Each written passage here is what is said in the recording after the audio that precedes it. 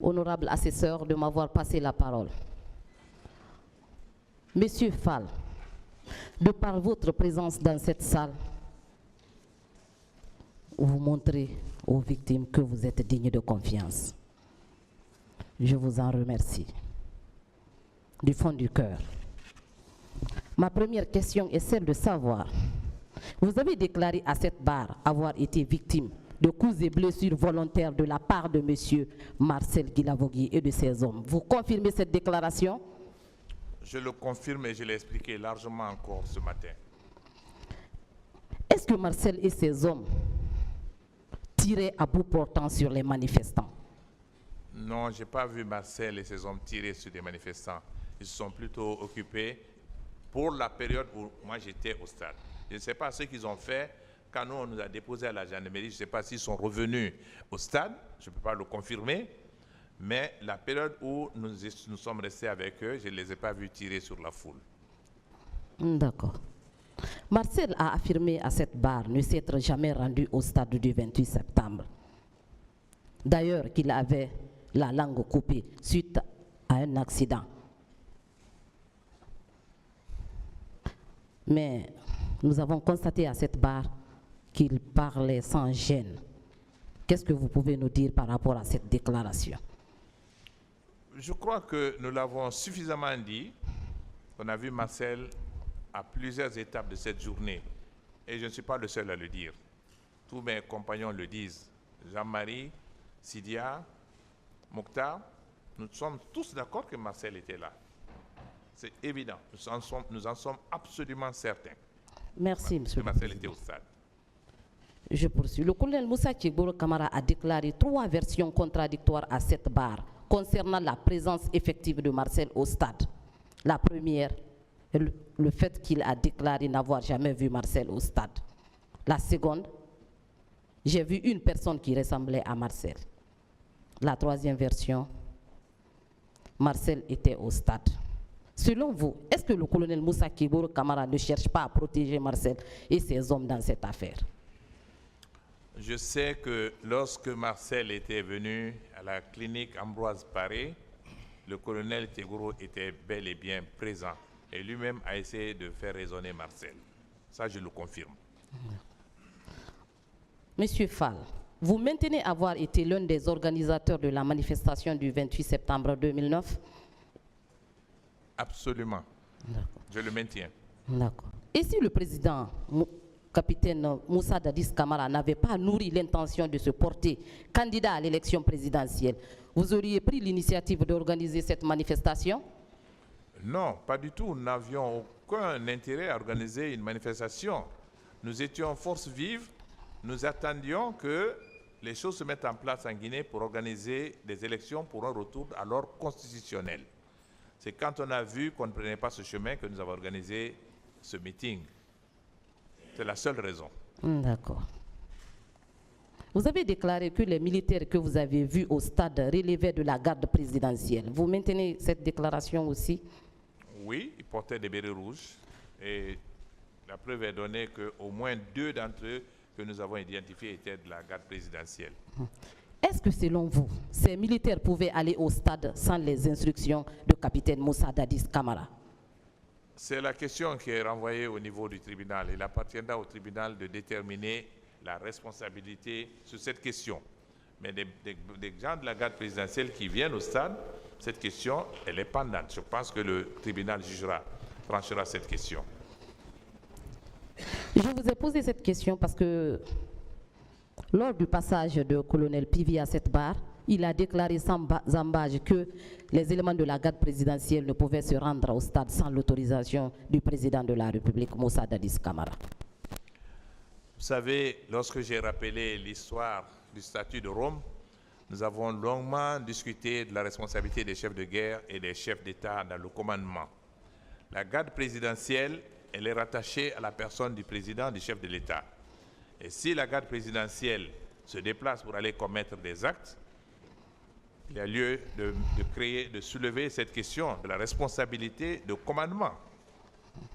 Voilà mon analyse de cette question. D'accord. Le commandant Toumba a déclaré également à cette barre que le capitaine Moussa Dadis Camara a dit ceci. Toumba, le pouvoir est dans la rue. Il faut les mater, ils vont le regretter.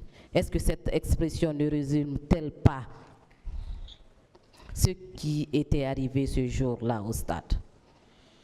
Hier, dans mes interventions, j'ai peut-être utilisé ce mot que nous avons été matés à l'intérieur du stade, et nous l'avons été. Voilà. De la tribune au véhicule de Toumba, aviez-vous vu des cas de viol?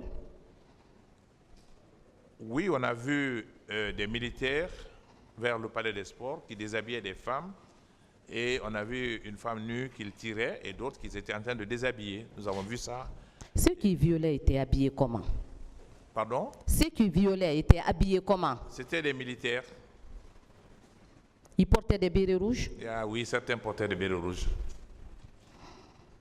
Est-ce que vous aviez été informé que certaines femmes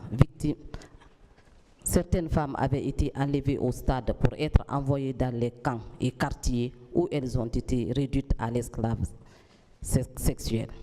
Au niveau de mon parti, nous n'avons pas enregistré de femmes qui sont allées dans ces camps, mais nous avons au niveau de mon parti plusieurs femmes qui ont été violées, auxquelles j'ai rendu visite, auxquelles j'ai porté assistance. Avez-vous été également informé que certaines de ces femmes étaient tombées en grossesse suite à ces cas de viol? Ça, on peut l'imaginer. Vous savez, les viols, c'est toujours une des conséquences des viols. Ça arrive, ça, souvent, très souvent. Est-ce que vous avez été également informé que certaines femmes avaient été infectées par le virus, par le VIH? Justement, ce sont les craintes des viols. Et généralement, on a vu dans plusieurs cas de viol dans beaucoup de pays, surtout ce genre de viol commis par des belligérants. Il y a toujours ce genre de choses qui arrivent, les infections de VIH-Sida et d'autres infections, les cas de grossesse. Ce sont des conséquences et c'est des circonstances aggravantes. D'accord. Monsieur le Président, le Sénégal, est-ce que ce n'était pas lors de la réunion tenue au camp Alpha Yaya Diallo, la nuit du 27 septembre 2009, que les instructions avaient été données pour mater les manifestants? Nous avons appris, moi personnellement j'ai appris, comme je l'ai dit au cours de ce procès, je l'ai appris dans les jours qui ont suivi le massacre du 28 septembre, qu'une réunion effectivement s'était tenue la nuit du 27 au 28 septembre au camp Alpha Yaya, et qu'il y a eu des préparations, des instructions qui avaient été données pour venir au stade et faire ce qui est arrivé. Est-ce que le président Moussa Dadis Camara n'a pas eu l'impression de perdre le pouvoir ce jour-là? Et l'unique solution qui s'offrait à lui était de venir massacrer. Pourtant, à mon avis, son pouvoir n'était pas menacé.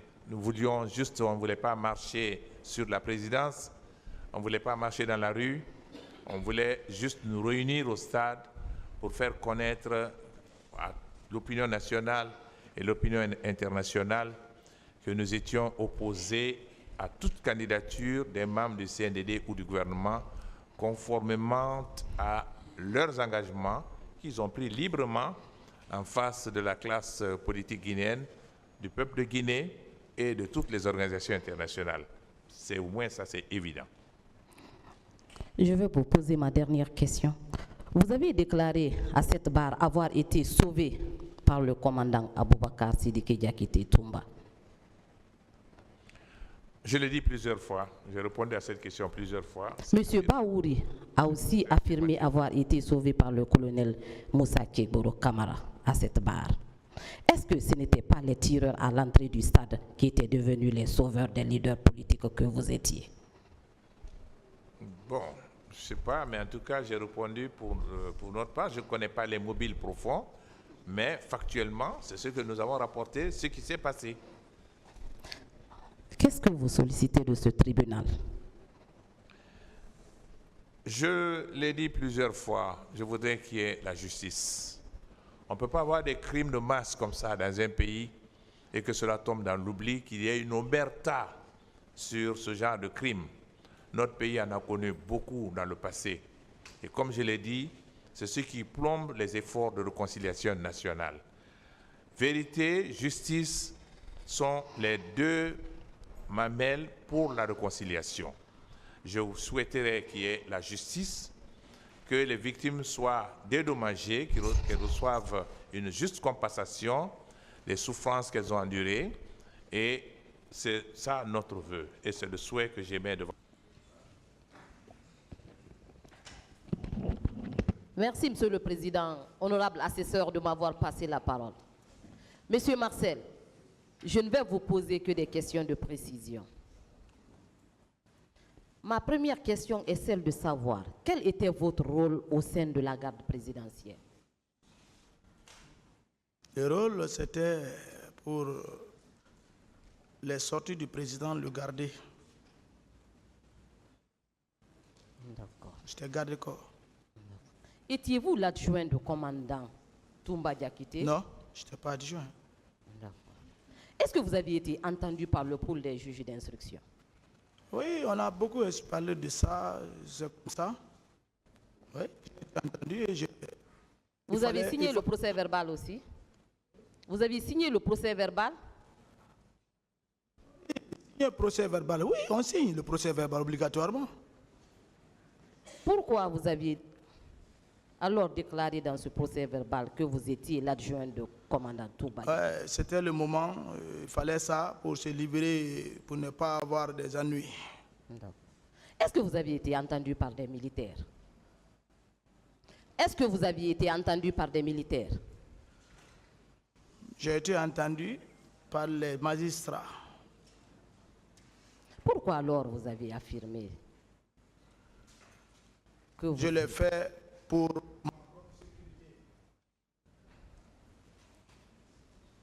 Aviez-vous assisté, M. Marcel, à une réunion tenue au camp Alpha Yaya Diallo à la veille des événements du 28 septembre 2009?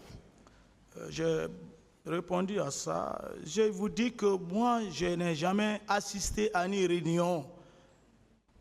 Quels sont ceux qui y ont assisté alors? Bon, c'est ici que moi j'ai appris qu'il y avait une réunion. Hein. Je ne peux pas citer le nom de quelqu'un, parce que c'est là, ces réunions, la réunion. Peut-être qu'il avait eu une réunion, mais je ne suis pas au courant. D'accord. Qu'est-ce que vous avez voulu dire par assumer ce que vous aviez planifié? Je connais Dadis, le capitaine Dadis, avec son plan machiavélique. Maître, on parle de l'armée. Hein? Oui. J'ai dit ici ce matin que l'armée est un nom commun.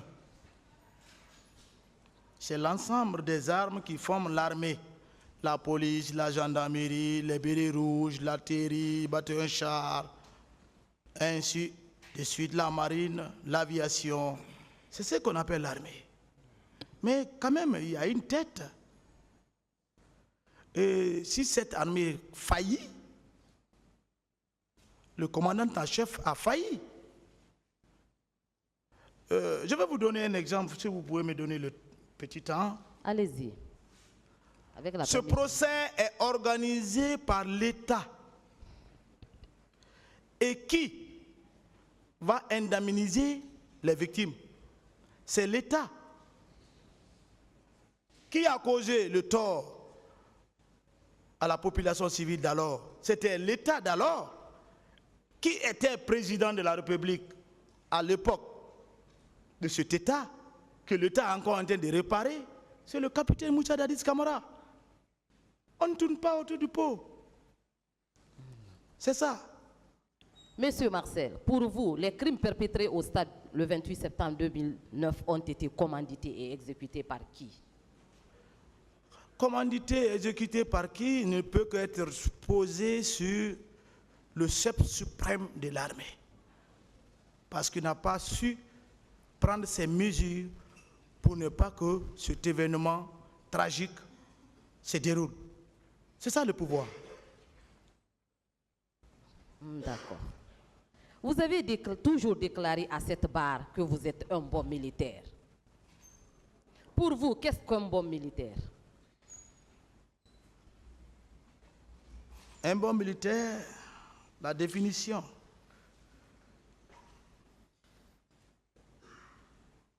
C'est tout ce qui est bon que le militaire doit faire. Les règles militaires. Si on veut maintenant rentrer dans les règles militaires, il faut qu'on rentre au camp. Je vais vous expliquer ça.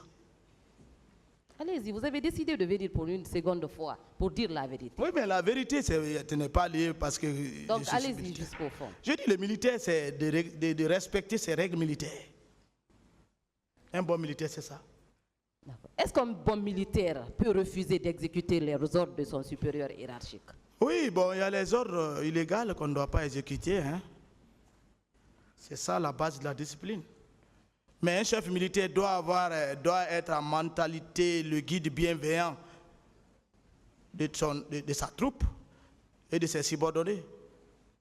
Il doit être un guide bienveillant, un chef militaire. Et traiter ses subordonnés avec bonté.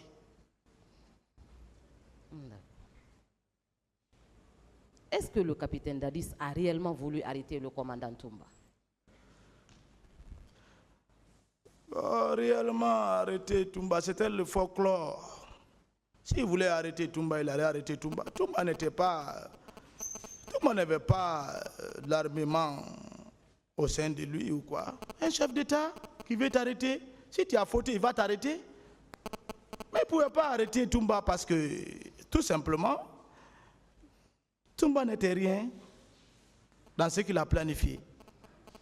En tout cas, moi, de mon côté, le président Dadis et moi, on ne s'est jamais discuté pour planification ou après le stade ou bien qu'est-ce qui s'est passé. On n'a jamais parlé le 28 septembre. C'est entre lui et le ministre d'État d'antidrogue qui était là à faire des choses. Le capitaine Dadis a affirmé à cette barre qu'il avait réellement l'intention d'arrêter le commandant Toumba, mais il était lourdement armé. Lourdement armé, c'est ce que je vous dis. Si un chef d'État lui-même dit qu'un élément est lourdement armé, alors, où est son autorité du pouvoir? C'est aberrant, hein? C'est inacceptable. Monsieur Marcel, pourquoi il ne vous a pas confié cette tâche? Il ne peut pas me confier cette tâche calamiteuse. Il sait que ça ne peut pas être accompli parce que tout simplement il est le cerveau moteur de tout ce qui est planifié. Est-ce que vous avez la force d'arrêter le commandant Toumba? Est-ce que vous avez cette formation? Je ne réponds pas à cette question.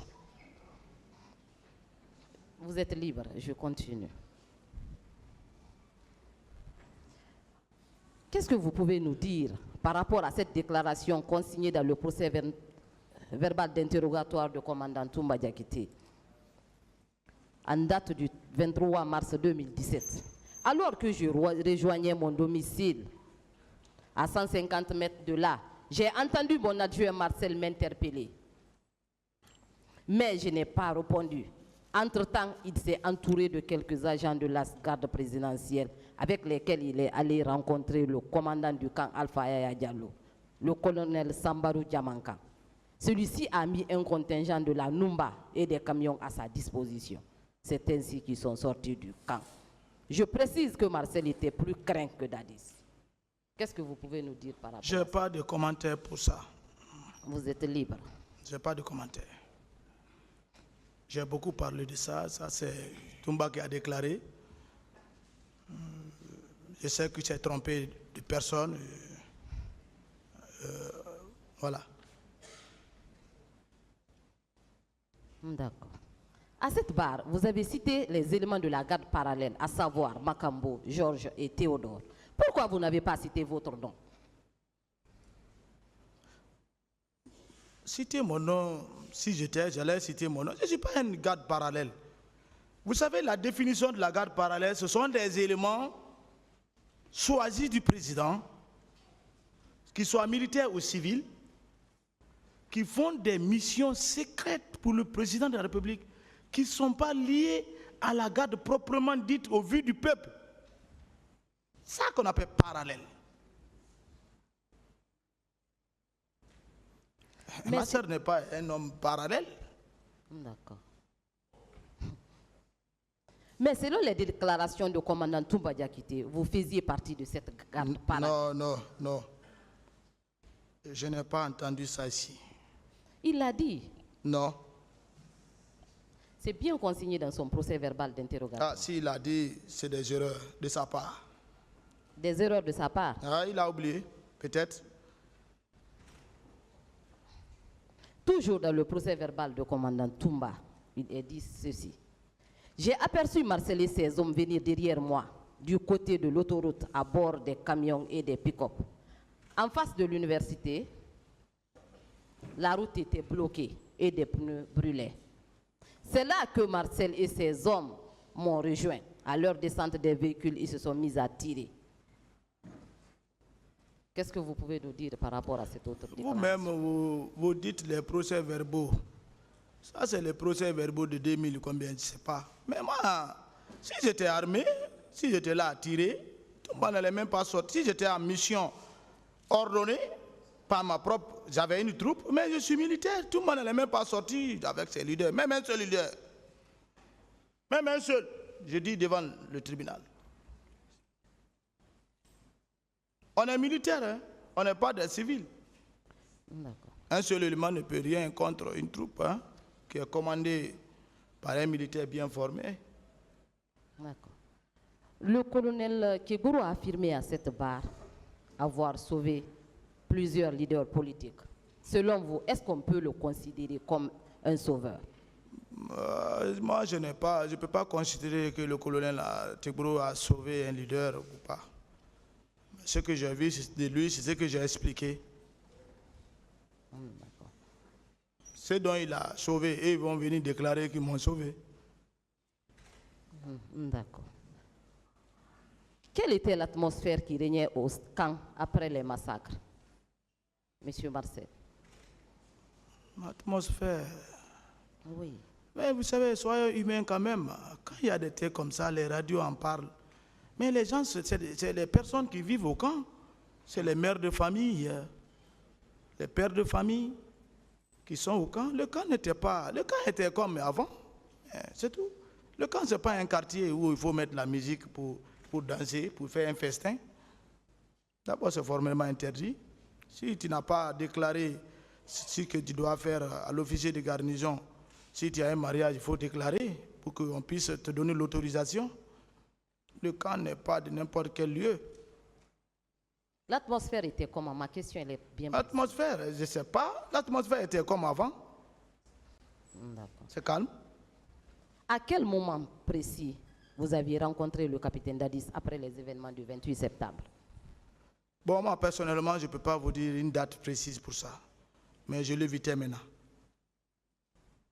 Combien de jours, par exemple, après les événements? Bon, le même jour? En tout cas, le même jour, je ne l'ai jamais fréquenté. Le lendemain, je ne suis pas parti.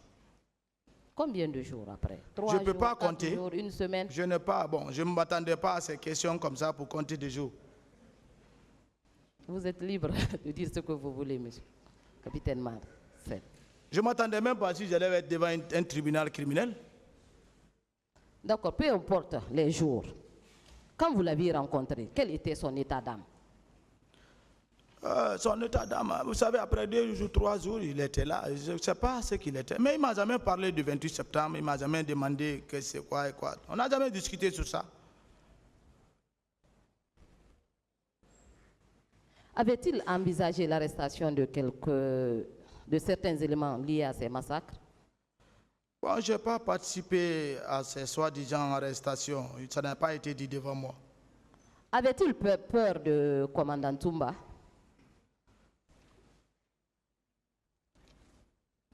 Peur? Non, pas peur. C'est tout simplement parce que le commandant Toumba n'était rien dedans. C'est tout. Un chef d'État, avoir peur de qui?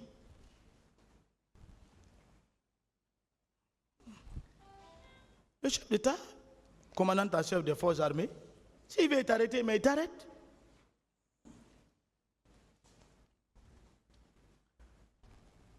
N'a-t-il pas rejeté la responsabilité de ces massacres sur les leaders politiques?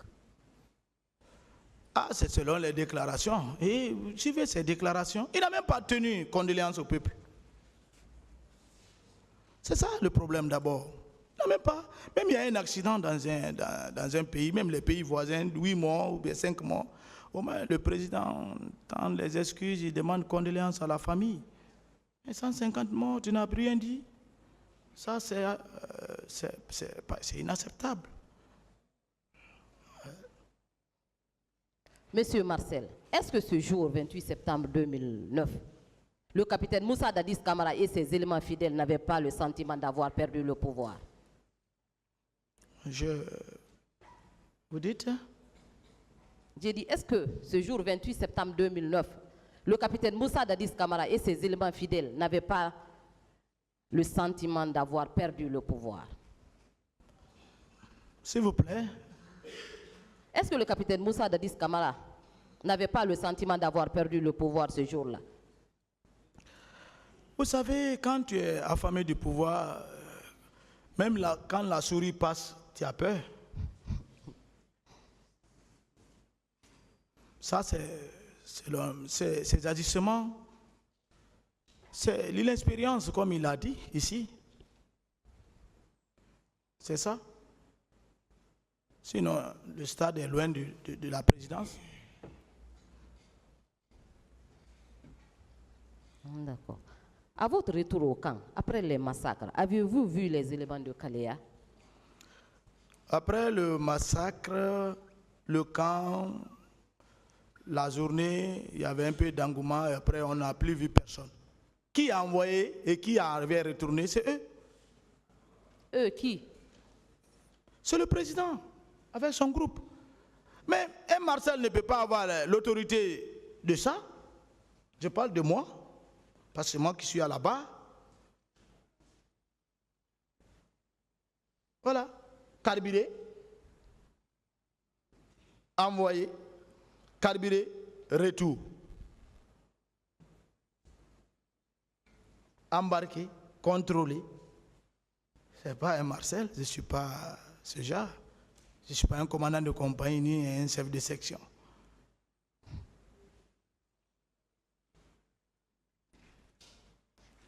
Mon capitaine, comment ces recrues ont quitté le camp Alpha Yaya Diallo pour Kaléa? Bon, je ne sais pas, je ne peux pas, nous on était déjà, quand on sait plus, quand on a vu cette situation, moi personnellement, je me suis plus mis à, j'étais frustré quand même de l'action, de ce qui s'est passé.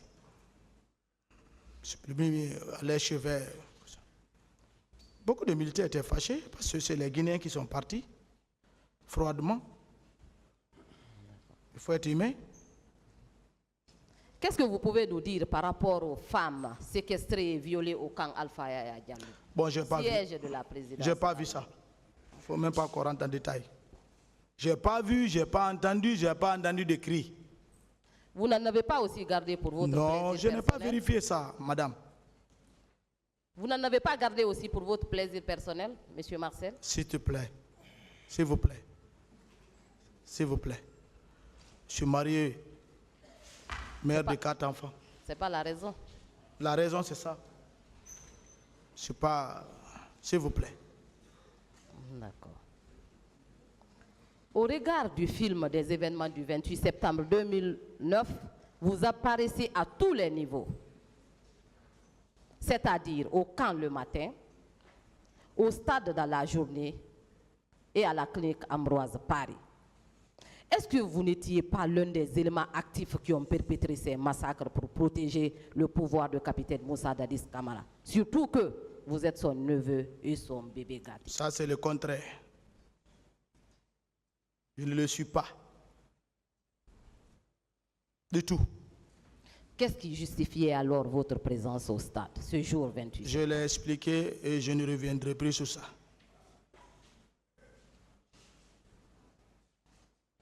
Assumez ce que vous avez fait, monsieur Marcel. Question.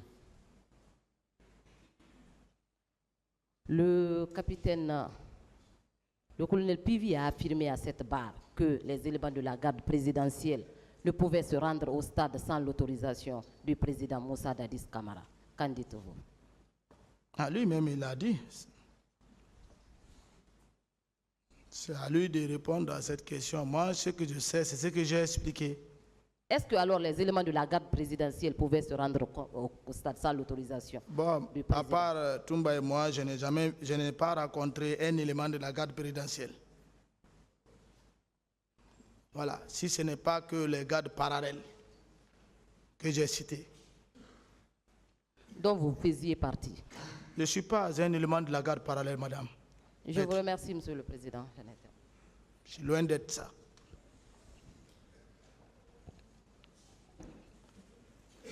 Monsieur le Président, avec votre permission, j'ai quelques questions à poser à Monsieur Marcel.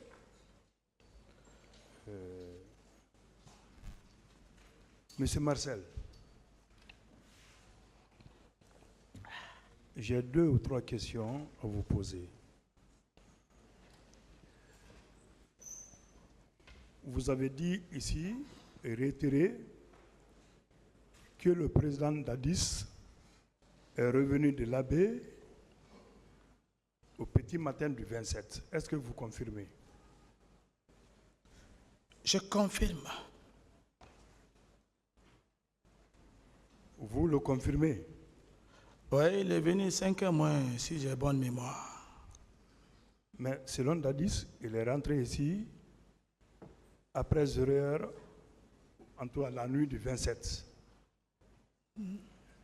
Selon vous, pourquoi le président Dadis ne veut pas que les gens soient informés qu'il était là au petit matin du 27? C'est une très bonne question. Vous savez, il veut fuir sa responsabilité de ce qu'il a planifié. Dire qu'il est venu avant, il est venu à 0h de 27, c'est pour dire que je n'avais pas le temps de consulter les leaders. Et il y a beaucoup de questions autour de ça. Il a camouflé ça. Moi, j'ai assisté. Les Thomas, les parents sont venus.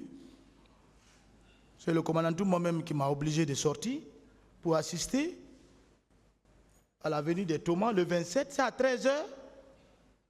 Comment lui peut arriver à 0h? Donc il y a eu un événement que le commandant Toumba a assisté avec moi et le ministre de la Défense. C'est ça que vous devez comprendre, que le capitaine Moussa Dadis Camara a dit qu'il y a des contre-vérités. C'est l'histoire, il ne faut pas qu'on fastifie. Nous avons entendu aussi les personnes qui ont effectué le déplacement avec le capitaine Dadis, qui disent effectivement qu'il est rentré ici le 27 matin. Il devrait passer la nuit à Mamou. Il devrait rendre visite au notable Timbo. Mais il a annulé cette visite pour rentrer précipitamment sur Conakry. Est-ce que ça ne veut pas dire qu'il préparait quelque chose déjà? Vous dites le dernier mot? Le président Dadis devrait passer la nuit à Mamou. Nous avons les archives. Il devrait rendre visite aux autorités au notable Timbo. Ça, c'était le 27. Donc, le 26, il a quitté le soir à l'Abbé. Il devrait passer la nuit à Mamou. Mais il est rentré précipitamment à Conakry. Certaines personnes qui étaient avec lui étaient même déjà à Mamou pour l'attendre. Mais il est rentré précipitamment sur Conakry. Est-ce que cela ne justifie pas que le président Dadis était en train de préparer quelque chose plus importante? Vous savez, le président est informé par son service secret de tout ce qui se passe de la capitale jusqu'à la frontière, à la minute. Si tu n'es pas informé, tu n'as pas le pouvoir. S'il est rentré avant 27, c'est qu'il était au courant de tout ce qu'il allait mettre en place. Et moi, c'est ce que je sais, il est rentré avant le 27 le matin. Merci. Une autre question. Vous avez accepté de revenir après le passage de tous les accusés pour donner la vraie version, selon vous. Pourquoi? Je dis bien pourquoi. Lorsque vous avez eu l'occasion de parler de cette affaire avec le commandant Toumba, après les événements du 28 septembre, vous n'avez pas profité de cette occasion pour dire à M. Toumba ce que vous savez du stade du 28 septembre. Car, selon les explications de M. Toumba ici et ailleurs, dans les différents procès-verbaux, il a soutenu que c'est M. Marcel qui dirigeait les opérations au stade, en tout cas ce qui concerne les agressions contre les leaders politiques. Vous, vous êtes informé de tout cela, que M. Toumba vous accuse. Après les événements du 28 septembre, vous avez l'occasion de rencontrer M. Toumba. Vous êtes ensemble au camp. Vous connaissez déjà sa position envers vous, en tout cas en ce qui concerne les événements du 28 septembre. Vous n'avez pas voulu en parler avec M. Toumba. Vous avez préféré garder votre silence, en tout cas sur les événements du 28 septembre. Et plus loin, M. Toumba tire sur le président Dadis le 3 décembre. Il s'exile pendant 7 ans. Vous avez entendu les propos de M. Toumba dans les radios. En tout cas, même si vous étiez en détention, mais vous êtes informé quand même que M. Toumba vous accusait. M. Toumba est arrêté et il est envoyé à Conakry. Il vous retrouve en prison. Il profite d'une occasion pour vous interpeller, pour vous dire, M. Marcel, mon ami, il faut dire la vérité. Vous-même, je laisse ce que M. Toumba a dit. Vous avez dit ici que dites votre vérité, moi je n'ai rien à dire. Mais pourquoi vous n'avez pas profité quand même avec lui pour lui dire au moins, mon ami, ce qui s'est passé au stade, ce n'est pas moi qui ai agressé les leaders. Vous donnez l'explication que vous aviez à donner à M. Toumba. Mais vous avez attendu que tous les accusés passent pour que vous revenez. Parce que pour la première, vous n'avez pas parlé. Hein? Vous avez dit seulement que je n'ai pas été au stade. Vous justifiez cela comme une stratégie. La militaire. question maintenant, s'il vous plaît. La question, je veux savoir pourquoi il a attendu tout ce temps pour dire la vérité, alors qu'il avait l'occasion de dire la vérité. Vous avez beaucoup parlé, vous avez expliqué, vous-même vous répondez à votre propre question. Je dis bien c'était ma stratégie. Toumba est militaire, Marcel est militaire. Toumba a sa stratégie, j'ai ma stratégie. J'ai expliqué ma première comparution à la gendarmerie, je l'ai expliqué. J'ai expliqué ma première comparution ici, je l'ai expliqué. Ce n'a pas été de réunion entre moi et Toumba. Et Toumba même à la maison centrale, la garde n'acceptait même pas qu'on s'asseye. Même pas moi. Un corps étranger ne s'approchait pas de Toumba pour qu'il y ait une causerie de telle sorte entre vous. Et moi, je ne cherchais même pas à faire cela. C'est cette vérité qui est déclarée aujourd'hui et prenez cette vérité. Je n'ai pas de commentaire pour ça. C'est le tribunal qui a apprécié ce que je suis en train de dire. Si c'est du mensonge, c'est des professionnels. On ne peut pas tromper ce tribunal.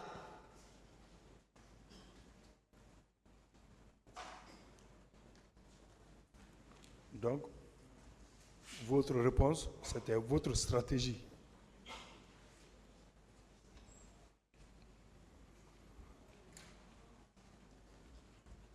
Je peux retenir la stratégie comme réponse. J'ai en tout cas répondu. Vous pouvez prendre maintenant ce que vous devez prendre. D'accord. En plus de la déclaration de M. Toumba, tous les leaders déclarent que c'est M. Marcel qui nous a malmenés au stade. Qu'en dites-vous? Je n'ai plus de réponse pour cette question. Je vous remercie, Monsieur le Président. Monsieur le Président, s'il vous plaît, je voulais me mettre à l'aise.